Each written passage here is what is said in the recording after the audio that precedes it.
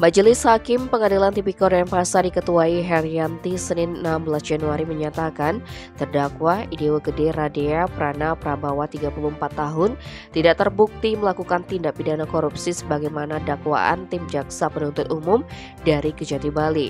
Anak mantan Sekda Buleleng tersebut terbukti melanggar pasal 5 ayat 1 Undang-Undang RI nomor 8 tahun 2010 tentang pencegahan dan pemberantasan TPPU sebagaimana dakwaan kedua subsidiar JPU. Untuk itu terdakwa divonis pidana penjara selama 4 tahun. Selain itu, hakim juga menjatuhkan pidana denda sebesar 750 juta rupiah, subsidiar 4 bulan kurungan. Tim Jaksa Penuntut Umum Niluh Oko Aryani, Adi Karini, dan kawan-kawan sebelumnya menuntut terdakwa dengan hukuman penjara selama 7 tahun. Menurut jaksa, terdakwa terbukti melakukan tindak pidana korupsi dan tindak pidana pencucian. Selain penjara, jaksa juga menuntut terdakwa dipidana tambahan dengan membayar uang pengganti 4,8 miliar rupiah, subsidiar pidana penjara selama 3 tahun dan 6 bulan.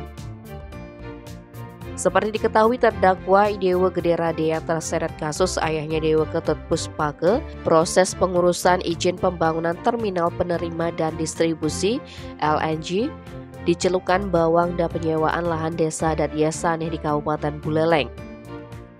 Keterlibatan Radea dibuktikan dengan beberapa bukti transfer dari pihak investor sebesar 4,7 miliar rupiah. Terhadap vonis majelis hakim, terdakwa didampingi tim penasehat hukumnya, Gede Indra DKK menyatakan pikir-pikir.